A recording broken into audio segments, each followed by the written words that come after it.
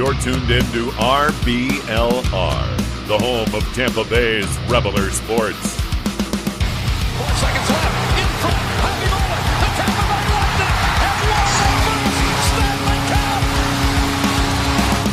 And the Tampa Bay Lightning have won the Stanley Cup. Lightning strikes twice. The Tampa Bay Lightning win their second straight Stanley Cup.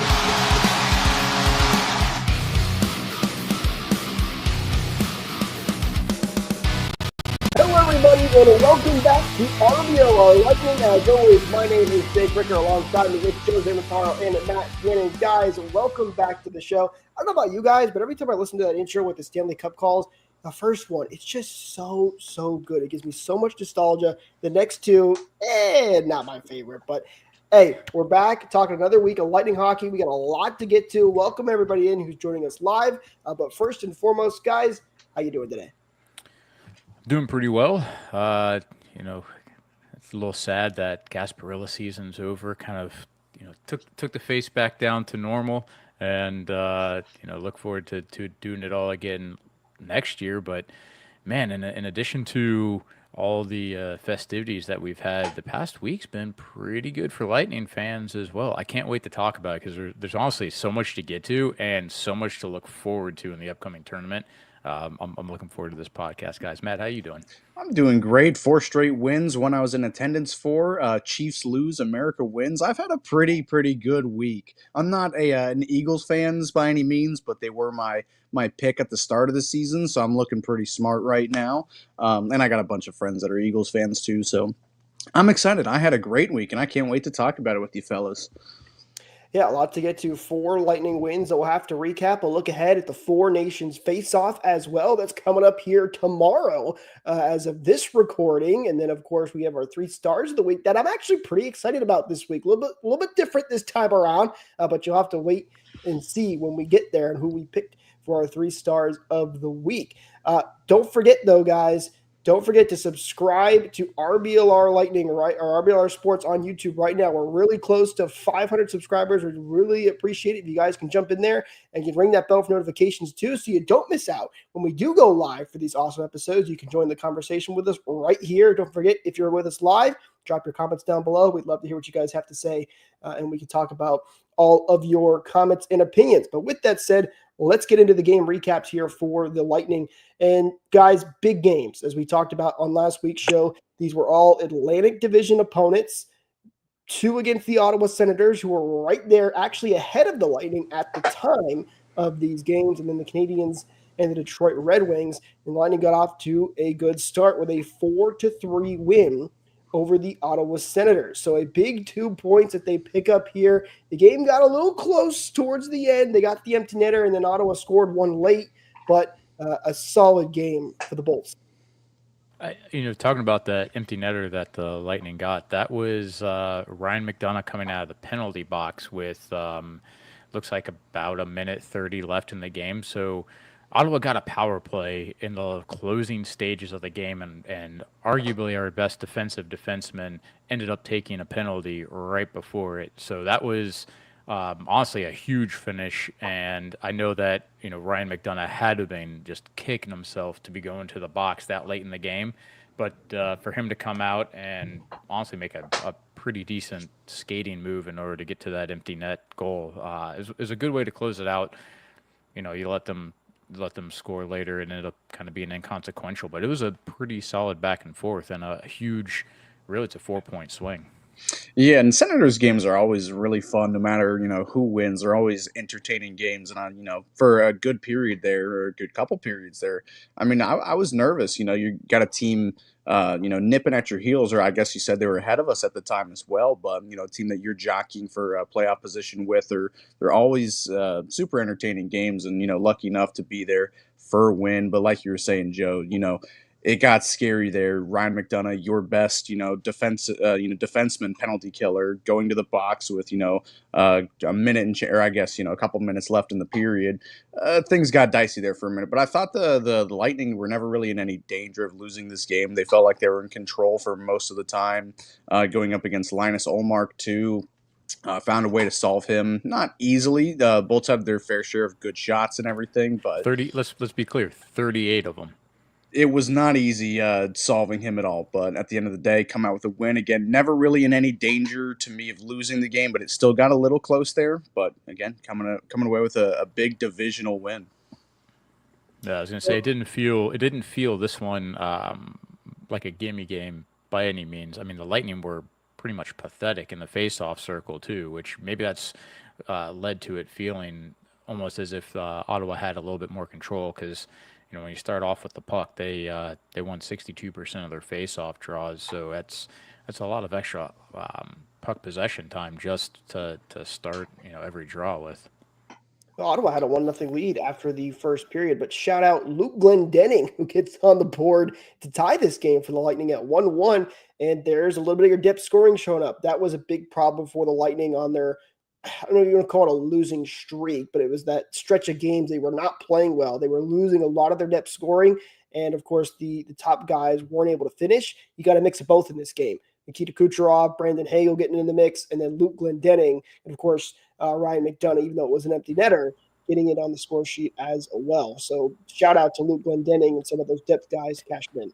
Yeah, and even on that Clendening goal, that it was actually a Girgenson took the puck and made a really good pass up to the point, extended a possession time instead of forcing it to the front in order for it to go point to point, and then the shot came in and it was a beautiful tip by Glendening. It Beautiful. it was a nasty tip too, a beautiful tip. But I was on the other end of the arena in the other corner from where it was scored from, and 300 level, pretty high up there, and you could see just how nastily he deflected it. If you can see it across the arena, 3 rows up, you can see it with your own eyes. That puck just dipped like that. I knew it was just a beautiful deflection. I said it in that game too. Glendening needs a goal. Like, he's not one of these guys that like I'm begging for him to score. I know I was saying it in the chat a couple weeks ago too, that like he's a guy that no matter what his stats are, is still doing his job. He's a very, very responsible player, great in the faceoffs, which it seems like not many other people on this team are, at least in this month of February. It's been an issue. He quietly does his job, and if he scores, it's a bonus, and he did in this game. So I was really happy. Well, going into the next game against the Ottawa Senators, the Lightning talked about how this is basically a playoff series. They need to play like that. This was another huge game. Their work wasn't done. You win one against the Senators, but then they win the next one. Things basically are even. Both teams getting 2 points. So another big game for the Lightning, and they came through in this one. Final score of 5-1. It felt like it was going to be close again. Heading into the third period, it was a 1-goal game, 2-1 Lightning lead. But the Bolts come through in the third period with 3 goals, including an empty netter from Eric Chernak, which, guys, I don't know about you, I think was the goal of the year. I got a kick out of that one where Chernak flung it around the boards as he got demolished, but still put it in the back of the net. So Lightning win 5-1. They get 4 points from the Ottawa Senators, while the Senators get 0 on these 2 games. 2 huge, huge wins for the Lightning, and overall, not too shabby. Yeah, I mean, let's talk about the Chernak empty net goal. We give a lot of grief to Chernak, but that was a hard nosed play because he had Brady Tkachuk absolutely driving down on him, and almost to the point of it potentially being a charge. The way that he skated into him to hit him, and Chernak did what it took in order to get the puck off his stick, and he kind of hit the boards with it, banked it into the empty net. But at any rate, he was clearing it with less than a minute to go in the game. Ended up going in the empty, and it's a big play, knowing that he's going to be having pressure, taking the hit in order to help seal this win. And this game and this goal specifically seemed like what kind of what kind of turned his week around. In the first game against the Senators in this little mini series, he had himself a whale of a game in the worst way possible. I mean, taking himself off the ice for 2 minutes for, trying to fight an unwilling combatant, and then just finding himself being turnstiled, and just not an overall good game in that Tuesday game. And he responds greatly in this game. And I know it's just an empty net goal, but it was a funny one. And I thought it helped him carry over some mojo, which we'll see, on the stat sheet, but also not on the stat sheet as well. I thought he had the really good following 3 games after this one. Even Morgan's so excited that Chernak has a little bit of a point streak going on. Always love to see when Chernak can get things going, because you're right, Joe. We've given him a hard time, and he's had some up and downs and has some injury problems, but always nice when he's on point. He's playing well, and the Lightning can use a solid defensive like him, especially with J.J. Moser still out right now, hopefully back after the Four Nations break.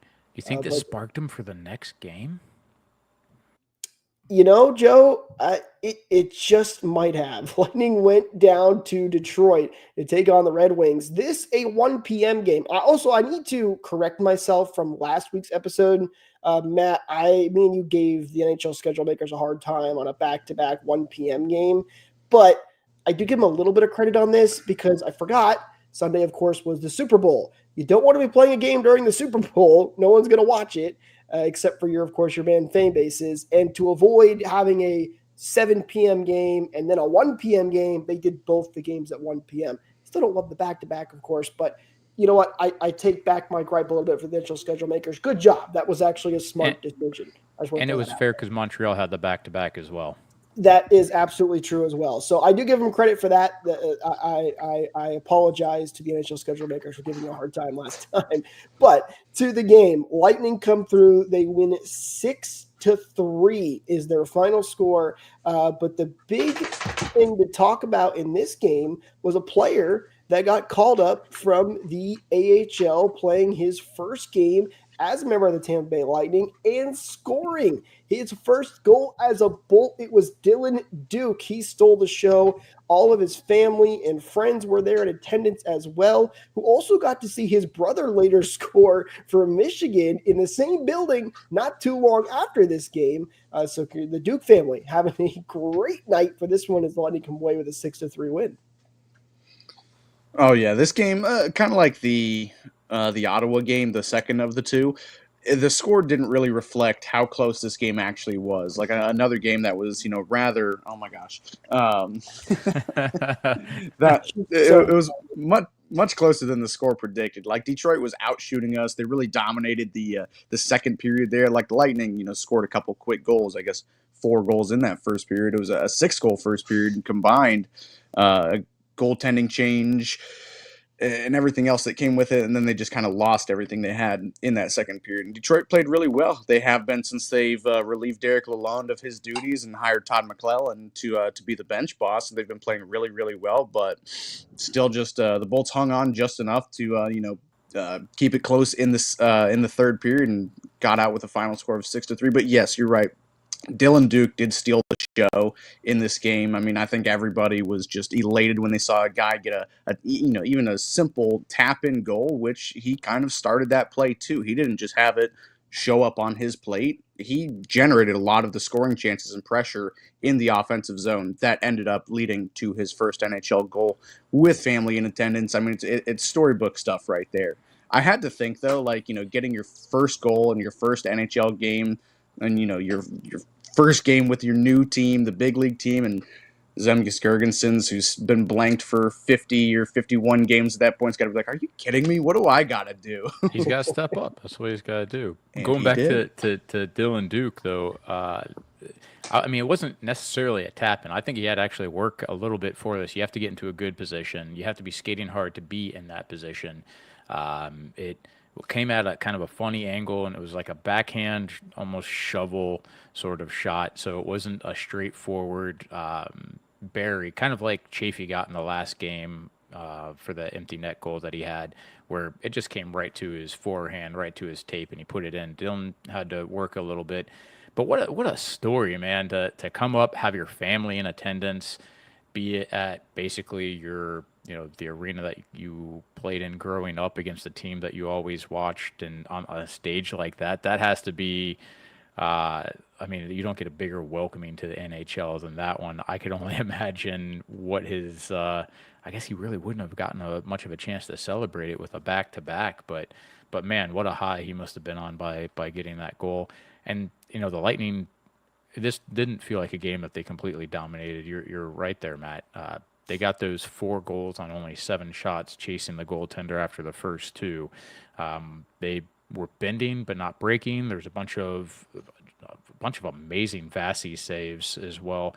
Was this the game that that Lilleberg was in the net to block a. No, that was next game against That the was the next Canadians. game. I'm pretty sure. There was a bunch of saves though that Vasi had, a bunch of defensive efforts in order to help clear stuff out from in front throughout all these 4 games.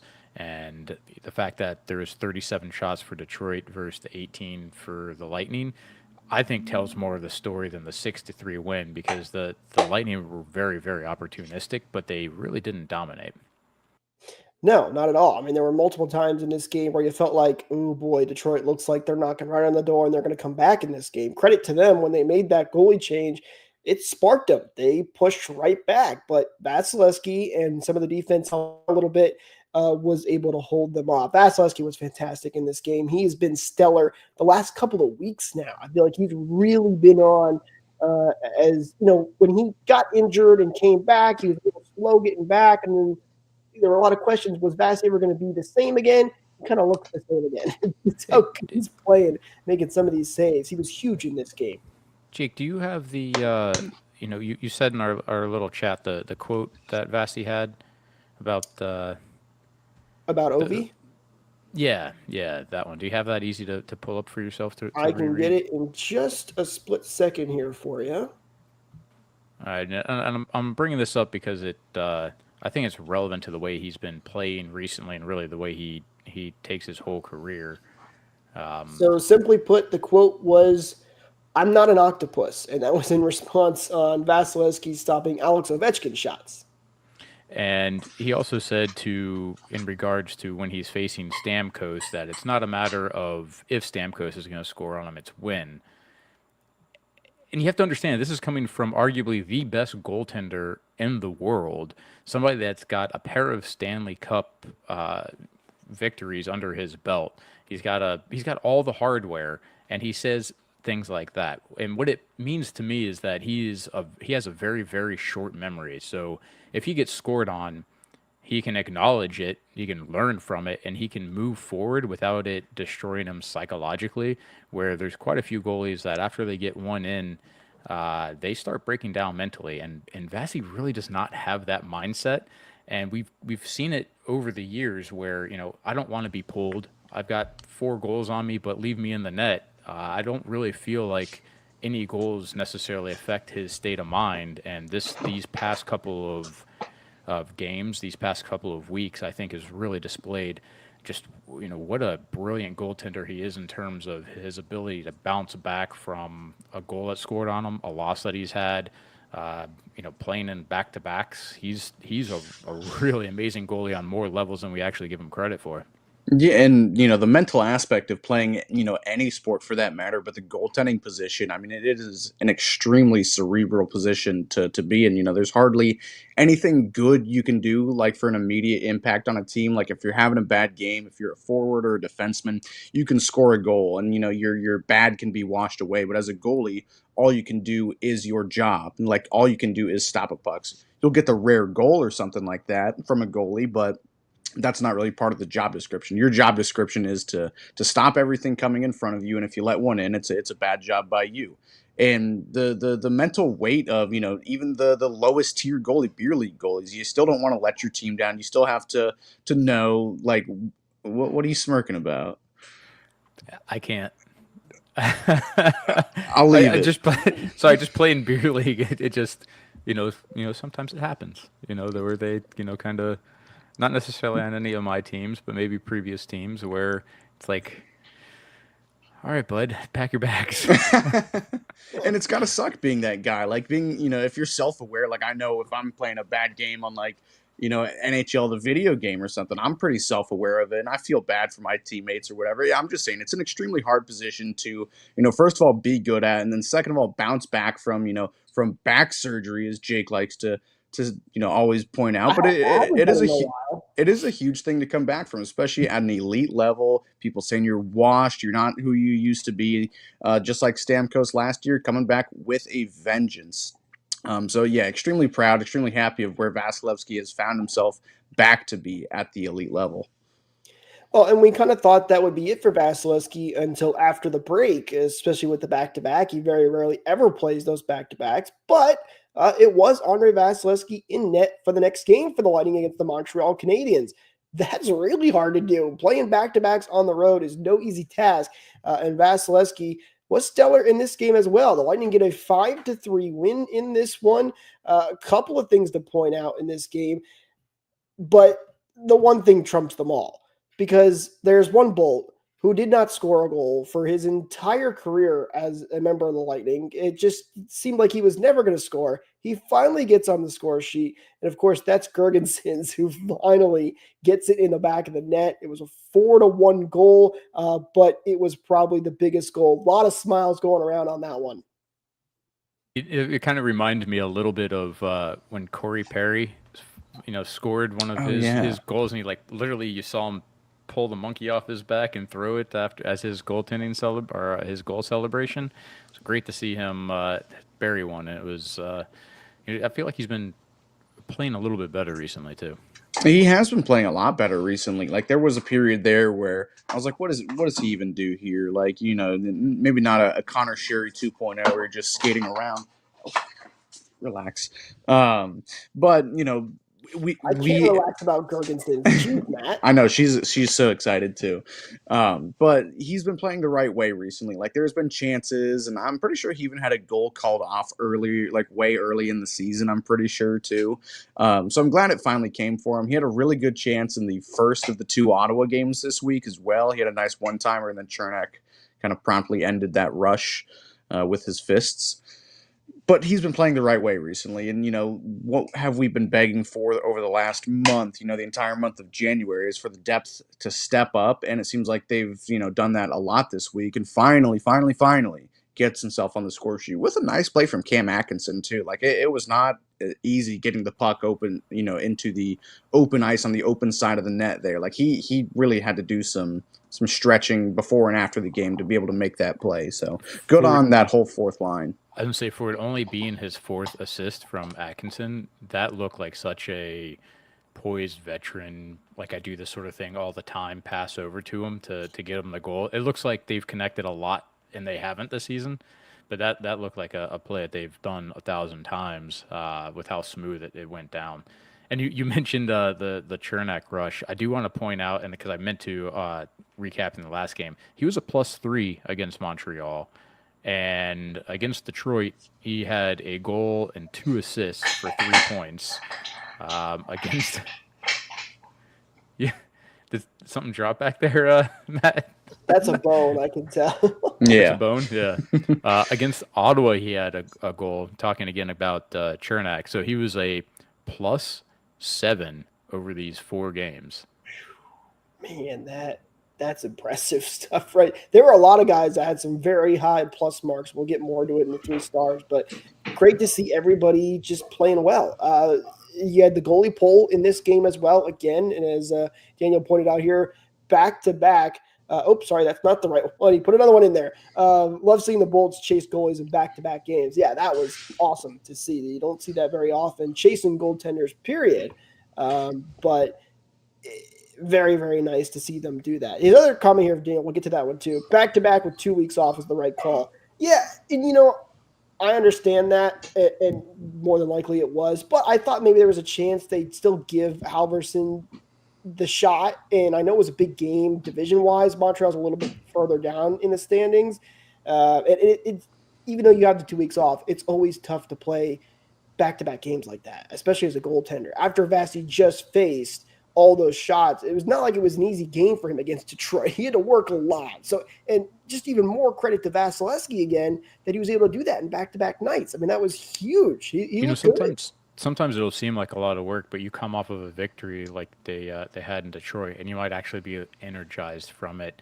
I know that I'm sure you guys have seen there's been a lot of comments from coaches and from players talking about the 4 nations, which I can't wait to touch on as well. But when their players come back from those tournaments, they are more energized than when they left. It's almost like a refreshing sort of thing. And I think that's probably a similar case, too, for the game against Detroit where, yeah, he saw a lot of pucks, but he played really well. He was in his groove, and he didn't have to worry about playing another one on, say, Tuesday. So if he's ready to go, give him that start. Is a really important game. And yeah, again, we're not unused to seeing Vasilevsky start the occasional back-to-back too. And even though Montreal is still pretty far down in the standings, they're still only separated by a single-digit amount of points. I'm pretty sure. So, you want your best goalie, you want the best goalie to maybe secure an extra 2 points and go into this break strong as well. So I think it was a smart decision by the coaches and. Maybe his stat line wasn't the prettiest, allowing 3 goals in back-to-back games, but he really was the best player, I'd argue, in either the Detroit or the shoot, maybe in all these games this week. You could argue for a couple others, but he really did save our bacon on a couple of different times, at least in the last 2 games. That was the nice thing about these weeks is there were so many players that there's so much going on. There's so many things that we can touch on. There's literally not enough time in the show to Yeah. cover them all because we can say, There's I mean, not. Hagel had 5 goals in 5 games, right? Is that number accurate? Maybe it Honestly, He had, sounds a little he had low. four goals and well, actually, I have the stats Goal- pulled up for the last 4 games, so you might be right on 5 goals in 5 games. I know he had 4 goals in 4 games. Yeah, so I mean he was playing extremely well. We didn't even touch on the fact that Kucherov, basically took a maintenance extra day off because he may have tweaked something. So that allowed other guys to step up, right? That we saw. Do we want to have Jake say his name now? Yeah. Yeah, who was on the first line? Which are you referring to, Goncalves? Yeah. Hey, Wait a attaboy. minute, they gave me a hard time before the show that I couldn't do it, but I can do it. Don't you doubt me? But he had a great game. He looked amazing out there. We talked about Cam Atkinson having 4 assists, and we've said his name. He's already got 6. He played really well with upper line, the higher line. He looks like a completely different player, and it was a night that you miss not having Kucherov on the ice, but at the same rate, the team didn't look as inept as we've seen on other times where they just can't generate offense without him.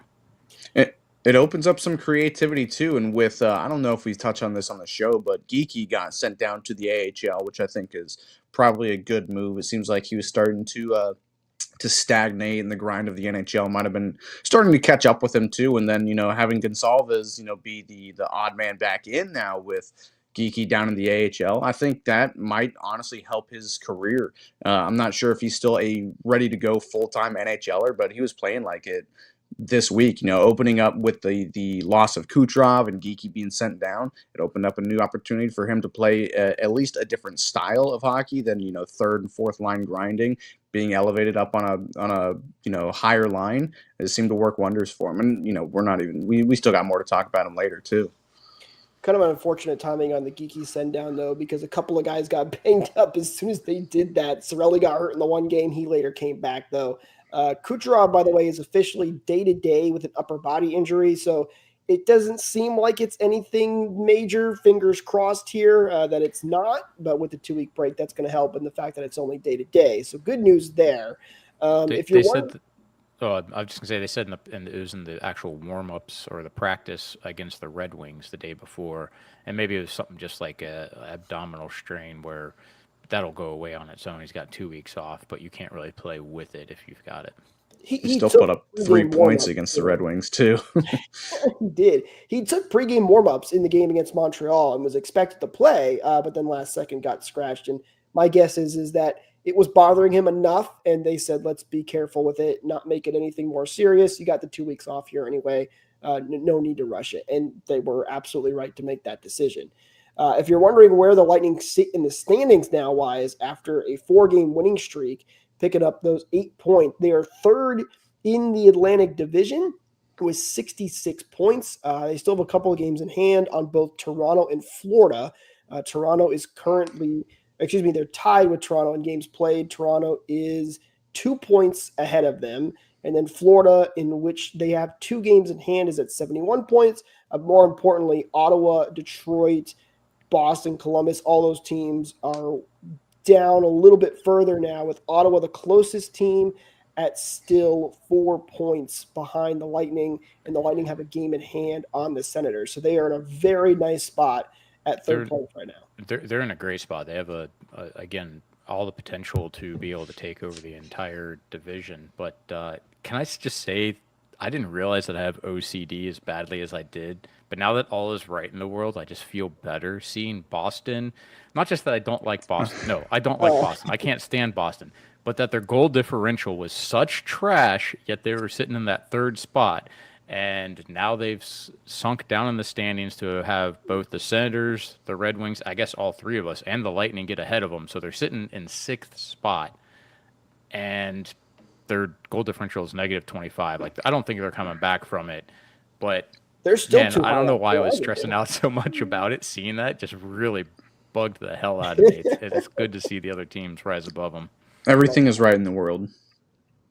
Well, as they often say, the goal differential will tell you a lot about where you're going to end up in the standings. And Boston has fallen off a little bit, and that's what overtime points and extra games will do. That's why they were so far ahead of everybody, even with that bad goal differential. But Lightning sit in third place; they're in a good spot, and now we're sitting on a 2-week break as we get ready for the Four Nations face-off. But before we get to all of that fun and all the Lightning players are going to be involved there, we should get to our 3 stars of the week. All right.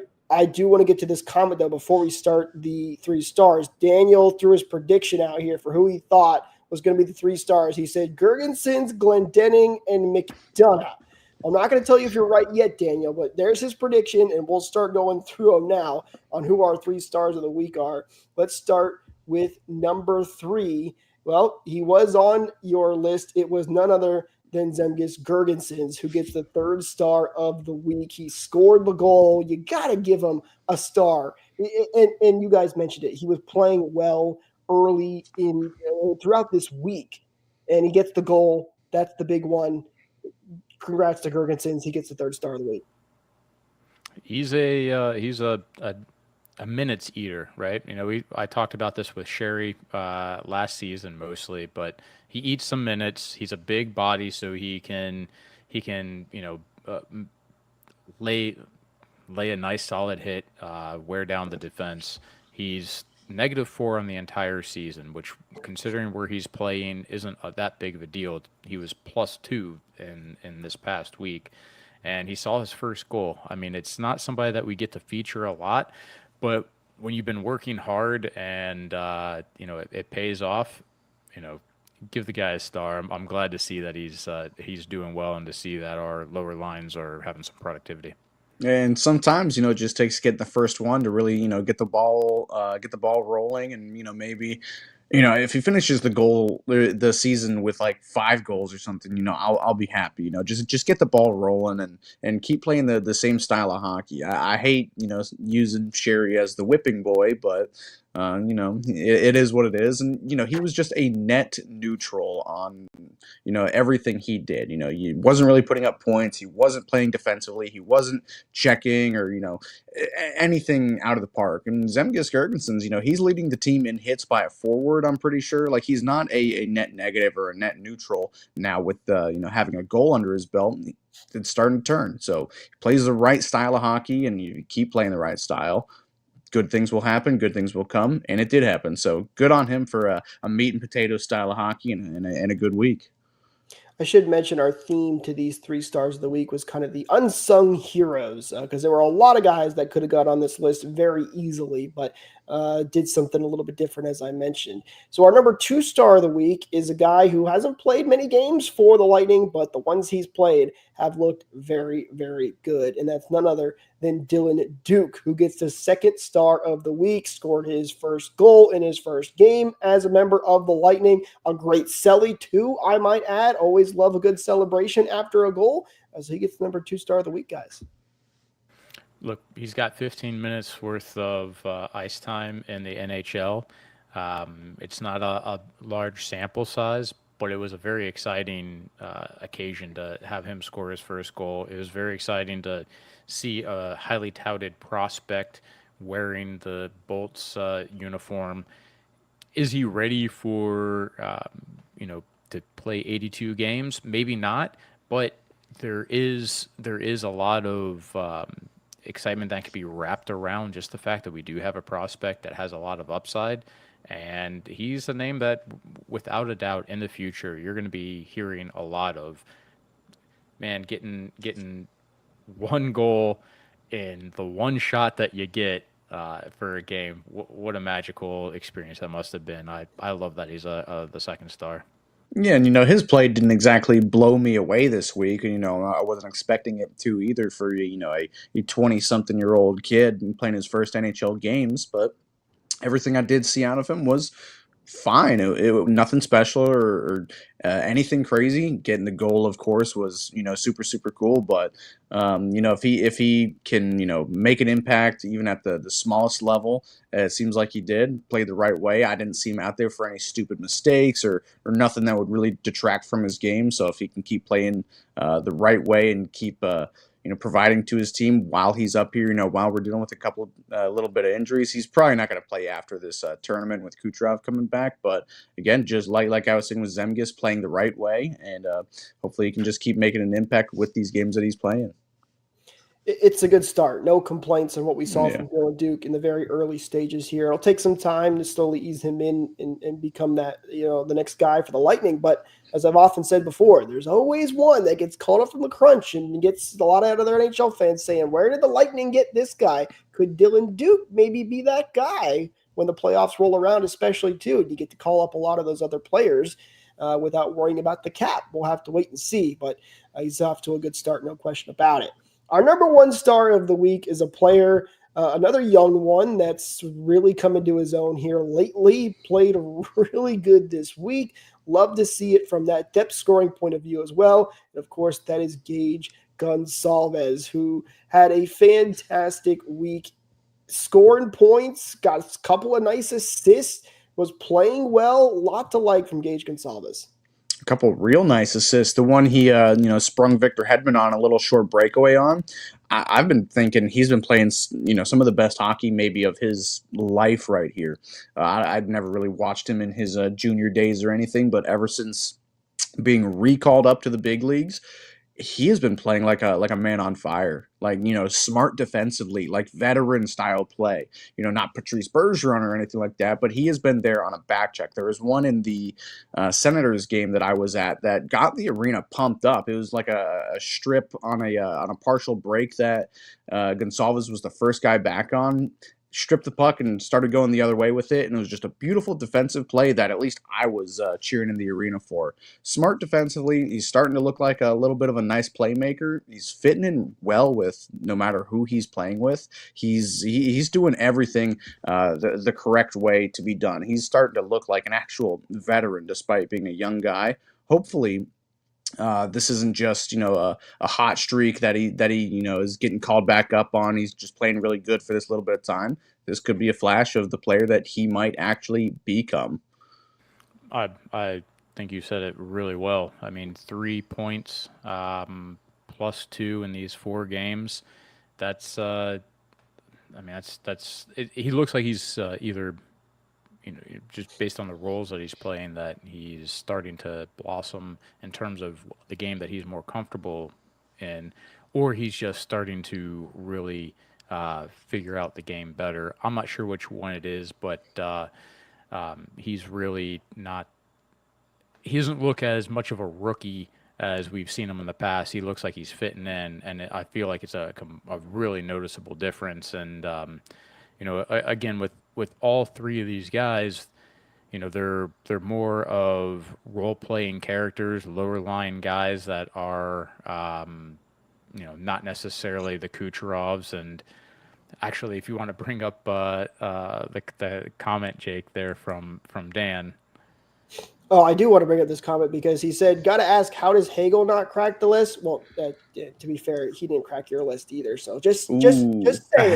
But he's absolutely right. How does Hagel not crack this list? But the truth is, he could have been on the list. Kucherov could have been on the list. Vasilevsky could have been on the list, and our top 3 start point could have been on the list. Yeah. Our top 3 stars for this week happen to be role players, because let's face it, there were so many guys that played exceptionally well this week that the best 3 players was really hard to pick. So rather than just pick the top names that we see every week, I think that we all kind of agreed that there were guys that play roles that are on lower lines that deserved some recognition. And what better week to do it in than one where, the whole team was playing well. It's the blue collar stars week, I guess. Like, when else are I we going like to get a that. chance to appreciate Zemgus Girgensons? When is he going to get another star from us? I hope he proves me wrong, but I was really excited with the excitement from you guys putting together this list too. From guys that probably aren't going to be on this list, maybe not even on this team, and in the near future or anything like that.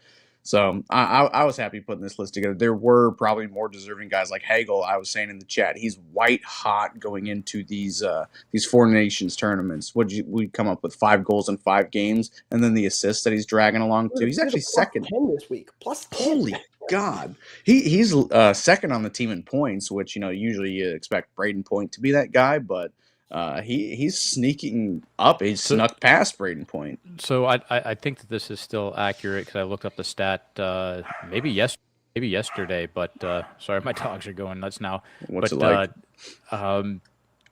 Hagel has 10% of his goals are 10% of his points rather are shorthanded. So we have to start asking: is he a penalty kill merchant? Penalty kill. We got penalty kill merchants. We got empty net merchants. We got all the different kinds of merchants on this Lightning team. Hey, points are points, and that's all that matters at the end of the day because it gets us on the board. Also, comment here from Lisa saying, can we give some love to Eric Chernak? Absolutely, we can do that again. We gave him some credit during the game recaps, but he's another one that could have definitely been on this list with his 3-game point streak, which was, when was the Michael pointing this out in our chat? His last 3-game point streak was 2021, I believe, if I'm not mistaken. So, nice week for Eric Chernak as well. It's great to see that there were so many guys that could have been put on the. We always joke that this is Nikita Kucherov 3 stars of the week because Kucherov is on there every single week. So to give shout outs to these other guys is great, and hopefully we can continue to do this down the road because points aren't always the telltale sign that you're going to be on the stars. They help a lot, no question about that, but got to give some recognition to some of the other guys out there as well. All right, a couple of things I want to get to. Before we get to the Four Nations face-off, there is a comment here from Daniel, though. No. Okay, moving on. Oh, actually, hold on. I think this is a great comment leading right into the Four Nations. I think we covered our 4 games pretty well. Upcoming schedule, all there is 4 nations. So why don't we go, because it is relevant, why don't we go into the rosters of the 4 nations and kind of what we're looking for, and then bring that comment back up here in a minute, because I think that I'd love to see our mindset now and our mindset after these tournament games.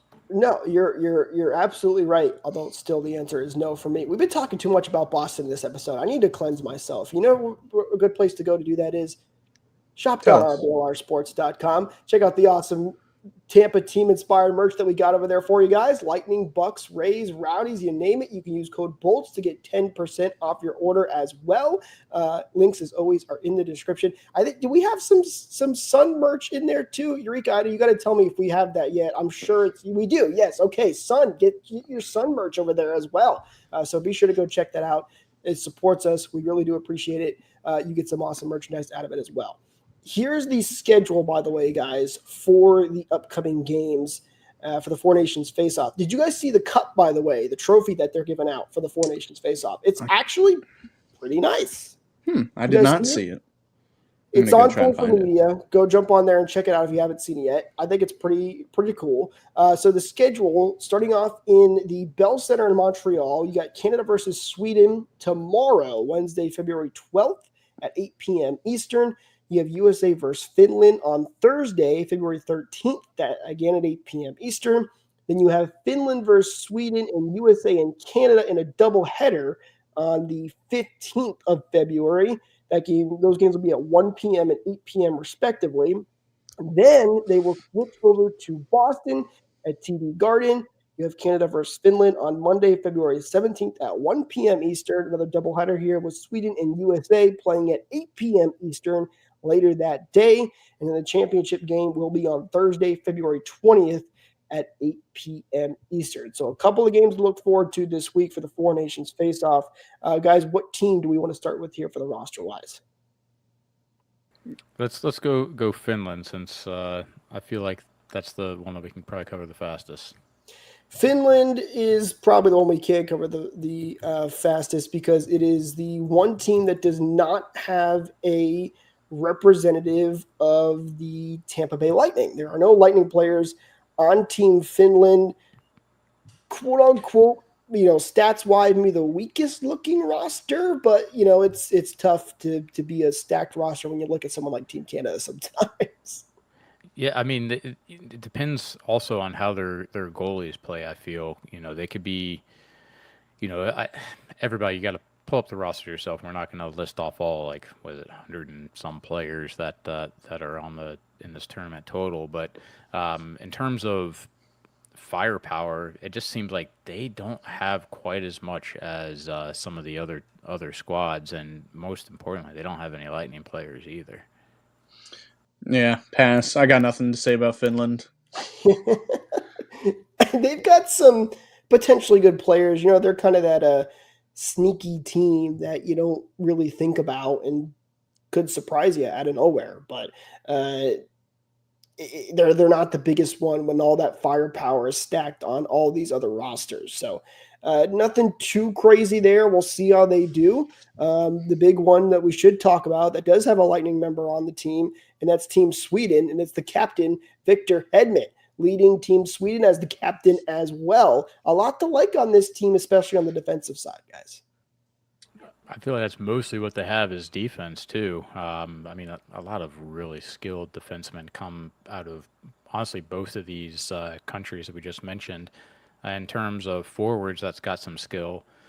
Philip Forsberg's got some firepower. Carlson, William Carlson, Zibanejad, who, I mean, he's just still has that one timer that works well on a power play, even if he is getting to the later part of his season. William Nylander, who knows what he can end up coming up with. There's some players that maybe if they're working really well together and they have that lockdown defensive game that they can get in there. But I still kind of think it's basically between Canada and USA for most of this tournament. If Jacob Markstrom didn't get injured, I would have Sweden as like a dark horse, candidate for a winner. But now I do have them pegged kind of at third. Right now, it is still a U.S. versus Canada prediction for me. But hopefully Victor Hedman, shows out. Hopefully all the Lightning players show out for this tournament. It's nothing but good news for us if that happens. But yeah, Victor, has himself a whale of a tournament, which I think he can. He's going to be the captain. He's going to be the number one defenseman, probably on the power play. I'm excited to see how he plays, especially with like his buddy Erik Karlsson and his fellow countrymen as well. I'm excited for Victor to be in this position, a captain position. I don't know how serious it might be, being the captain of this little made-up tournament thingy, but still, what a cool thing to have under your belt as well, being the captain of your, of your national team, even if it is for a little made-up tournament. That I am excited for, but it is still kind of kitschy. I just saw this quote on Twitter as I'm scrolling through trying to find the official rosters here from Victor Hedman. He said, "Every time I walk into John's office, John Cooper, at Amway Arena in Tampa, he has the silver medal sitting right there. I have the gold one at home." So Victor Hedman throwing some shade at John Cooper. Oh, you gotta love that. The guys playing so many games together, over 1,000 games. Yet they can turn on the little competition here. That's really cool to see. So, so let's move on to the U.S. I think that maybe we'll speak the least about U.S. instead of Canada. Right? There's so much going on with this squad. I think it's going to come down to if they've actually got enough defense to be able to withstand some of the other teams, but. Having Jack Hughes, Jack Eichel, Jake Gensel, JT Miller, and Austin Matthews, who can put up, a ton of goals. The Kachuk brothers, oh my God. If they're playing on the same line, I mean, they won't be, but it's like the Bash brothers being out there, and they can, oh yeah, by the way, they can score as well. Yeah, I don't know if you remember those two at the All-Star game a couple of years ago, and I know it's the All-Star game, but they had built-in chemistry, the Kachuk brothers. As much as I don't like Matthew, I do like Brady. Putting them together, I think, is probably the right idea. I think the line combinations, the potential line combos came out today or yesterday or something, and there are some perplexing decisions on this on all the rosters really. But man, if the Kachucks could play together, that would be awesome to watch. Of course, I'm cheering for the guys on Canada individually, but man, USA, they're my pick for this tournament easily. Goaltending's the X factor there. Hellebuck, man, he can be a really, really good goaltender if he turns it on. He can be a little inconsistent sometimes too. Coming here from Dan as well. There's so many players to hate on Team USA. That's You're so not wrong. true. You're not wrong at all. But hey, you know what? It's Team USA, and that nation pride will come out a little bit for me. I think, and still rooting for those guys, no question. Think about how annoying it would be to play against them. I could not imagine. I'm sure extremely annoying. Jake Gensel, of course, the representation here for the Lightning on Team USA. Excited to see him get in the mix there. He's been having a really good season down in Tampa, and we'll see how he converts here on the Four Nations face-off. Playing potentially on a line with Austin Matthews, maybe. That could be interesting. Those are two guys that are some of the top forwards in the NHL. Could become a really, really good connection there as well. So it'll be interesting to see how the coaches play their hands there with these teams. But let's get to the last team here, and that, of course, is Team Canada, who is so ridiculously stacked that in the lines today that we saw from Cooper at practice today, that Point was on the third line, and Hagel and Sorelli were sitting on the fourth line. That's how good Team Canada is. Who was with them, with Hagel and Sorelli? Hagel and Sorelli were together, and then it was, I believe, so if I'm not mistaken, Travis Konecny. It was Travis Konecny. Oh, they had him on that one? Okay, so before they had him with Marchand, which is why I kind of wanted to wait with it. Because could you imagine a fourth line being Sorelli, Hagel, and Marchand? That is just insane. Marchand's put a lot of his antics behind him. I know he did, Darth Vader grab a guy by his throat a couple weeks ago, but he's not Marchand. He's not the Marchand of 2016 or whatever, where he's slew-footing guys. But you know who is such an underrated rat player who plays very similar to Marchand is Konecny. Like, if that is the projected line right there, and you know who else is a prick too is Anthony Sorelli. You know who else is just awful to play against is Brandon Hagel. You know who all play shorthanded together? Those three guys. Or not together, but they all play shorthanded. That line sounds horrible to play against. You got a group of forecheck and honey badger, penalty killing machines just beating you in the corners. And they're all pretty small guys that pack a punch. That's going to be a fun line to watch because they're meat and potato style hockey players. They're not Connor McDavid's or Nathan McKinnon's just, skating as fast as you can in for a breakaway. They play, I've said it, a million times this podcast, the right brand of hockey. So that's going to be really fun to watch if that's the current projected line. Yeah, and as a fourth line, somebody that can grind you down, they're so good defensively. Oh, yeah. And then they can 100% bury it when they have the opportunity. A lot of times you get a fourth line that, they'll make sure you don't get scored, or they don't get scored on, but when they get the opportunity going the other way, maybe 50-50. No, these guys will bury it. And I know you're saying that they're doing with Konecny how he'd be annoying, but I was kind of trying to tie in a little bit on Dan's no, all good on Dan's comment, if you don't mind. If Marchand is available for a trade, you take him in Tampa. I don't know that I can get behind that trade, but I am really looking forward to seeing what happens on Team Canada, especially if he is on a line with those two guys, because Hagel, Sorelli, and Marchand just sounds ridiculous. I can't get behind trading for Marchand. I'd like him on the team. I can get behind him as a free agent signing in the summer, but I'm not trading assets to get 35-year-old Brad Marchand. And I forget who had the quote, but apparently it's going to take a massive haul to get him out of Boston. So whatever that trade would be, I'm not a fan of. It'd be great getting him, but We'll take him in free agency. As much as you guys might hate it, he's a guy that you hate that he's not on your team. You'd love him on your team. I disagree, Matt.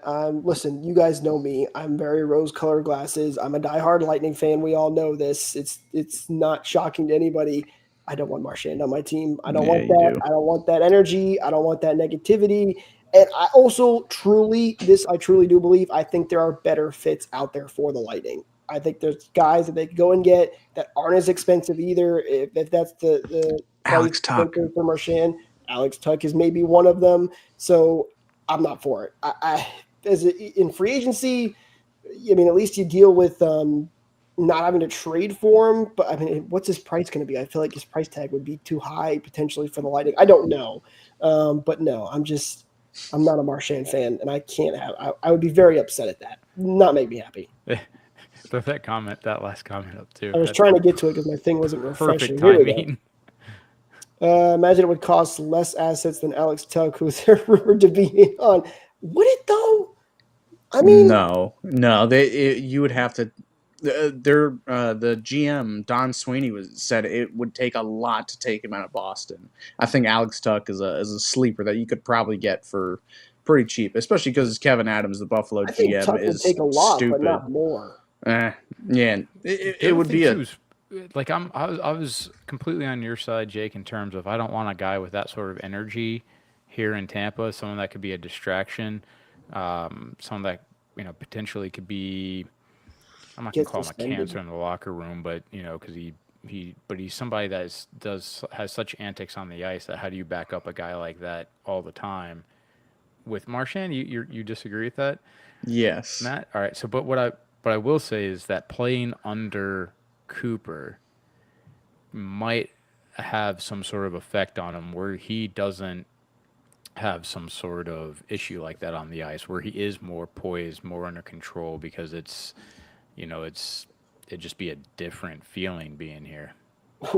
What's Who the knows? over-under on how many times Marchand would get benched for upsetting Cooper? Because we know Cooper doesn't pull benches. If you do something wrong that upsets him, he will not play you, i.e. Well, that's missing team meetings.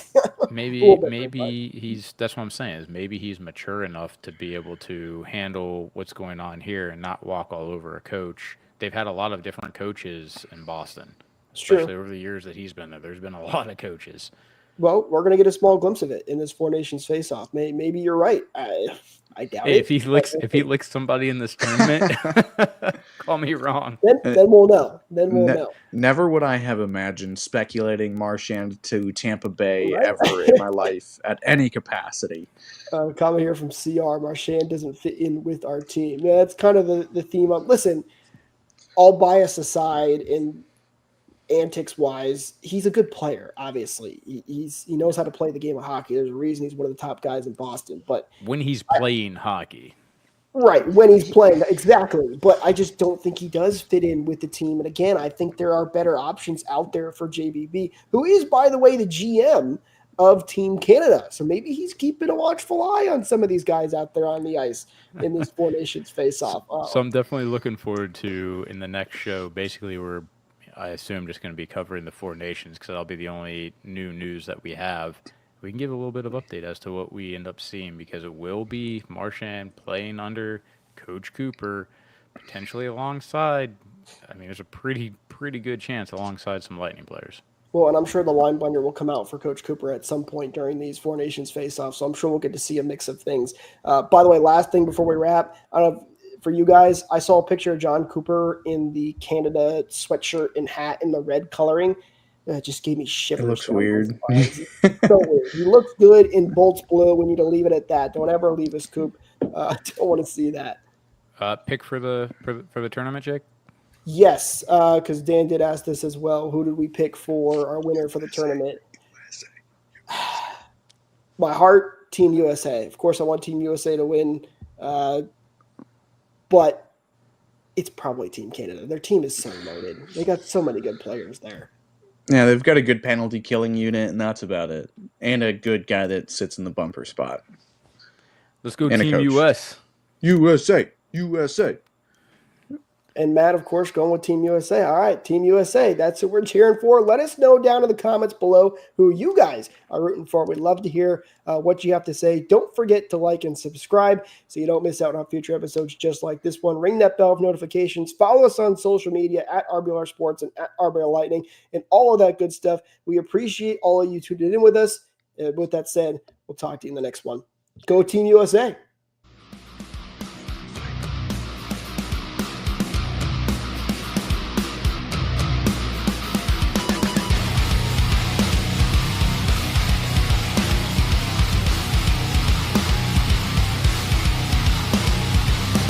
Thank you for tuning into this presentation by RBLR Sports. On your way out of the stadium, please remember to like and subscribe.